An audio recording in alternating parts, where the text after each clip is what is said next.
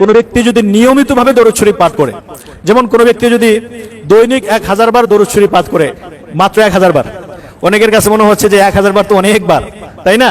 কিন্তু কোনো ব্যক্তি যদি এই আমলটা করতে পারে, আল্লাহ তাআলা, আমি এই আমলটা করার পরে, আমি পরীক্ষিত একটা আমলের কথা বলছি, আমার কোনো একটা সময়ে 2018 সালে একটা বিষয়ে খুব বেশি প্রয়োজন ছিল, এবং এটা এমন একটা সময় প্রয়োজন, ওই সময়ে ওইটা পাওয়ার আর কোনো সম্ভাবনা নেই।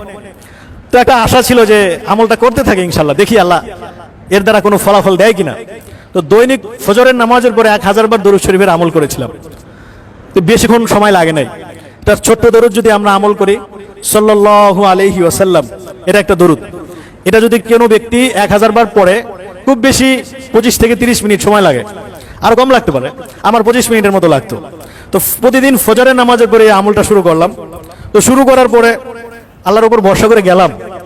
তো যাওয়ার পরে আসলে আল্লাহ তাআলা এত সহজে মানে ওই জিনিসটা আমার নসিবে দান করছেন, এটা আমি কল্পনাও করতে পারিনি, এত সহজে দান করছেন।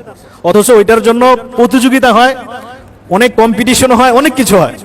তো পরে শুধু চিন্তা করলাম যে আল্লাহ তাআলা এত সহজে এটাকে দান করলেন, কি আমল হতে পারে? আমার মনের মধ্যে একটা সাক্ষ্য দিল যে প্রতিদিনে 1000 বার দরুদ শরীফের এই আমলটা হয়তো আল্লাহ তাআলার কাছে পছন্দ হয়েছে, এটা হয়তো আল্লাহ তাআলা কবুল করেছেন, এবং আমি আমলটা এই জন্যই করতাম।